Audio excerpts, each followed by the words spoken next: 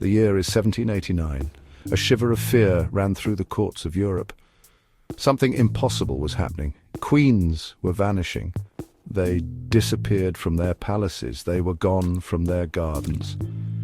It started slowly. A queen here, an empress there. Then it escalated. The disappearances became more frequent. Fear turned into panic. The world was bewildered. No one had answers. Where were the queens going? What force was powerful enough to take them?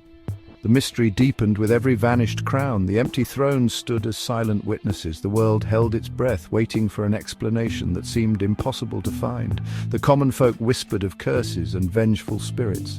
Scholars pored over ancient texts. They searched for clues. They found nothing. The mystery deepened. It seemed the queens had simply vanished into thin air. The world was left to grapple with the unsettling truth. Something extraordinary was afoot. The disappearance of the queens sparked a flurry of theories. Some whispered of an ancient curse. They said it was a punishment for the sins of vanity and power. Others spoke of celestial beings. They believed the queens had been taken to the stars. Each theory was more outlandish than the last. One particularly persistent theory caught the imagination of the masses. It was the theory of the sky chariots. People claimed to have seen strange lights in the sky on the nights the queens vanished. These lights, they said, belonged to advanced vehicles from other worlds. They believed these vehicles had come to take the queens away. The most logical minds dismissed these stories as mere superstition. They argued for more earthly explanations.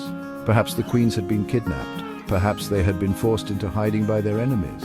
But even these theories seemed to crumble under scrutiny. The truth, it seemed, was far stranger than fiction. The queens had disappeared without a trace. There were no ransom demands, no declarations of war, no whispers of conspiracy. The silence was deafening. It was as if the queens had simply ceased to exist. Amidst the chaos and confusion, one queen remained.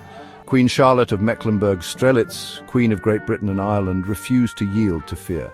Unlike her counterparts, Charlotte possessed a keen intellect and a thirst for knowledge. She had always been more comfortable in her library than in the gilded cages of court. She had spent countless hours studying history, philosophy, and the sciences. She had even dabbled in the more esoteric arts, collecting rare books on alchemy and astrology. This unconventional education had shaped her into a woman of reason and logic. She refused to believe in curses or sky chariots. Charlotte was determined to find a rational explanation for the disappearances. She was a queen, yes, but she was also a woman of science and reason. She refused to believe that her fellow monarchs had simply vanished into thin air. There had to be a logical explanation, a key to the mystery that no one else had yet grasped. She immersed herself in her research, determined to uncover the truth. She believed that the answers, if they existed, would be found not in whispered rumors, but in tangible evidence. Queen Charlotte's investigations led her to a startling discovery. Hidden beneath the bustling streets of London, she found an ancient network of tunnels. These were not the sewers and forgotten passages one might expect. These tunnels were old, older than London itself. They whispered of forgotten times and ancient powers.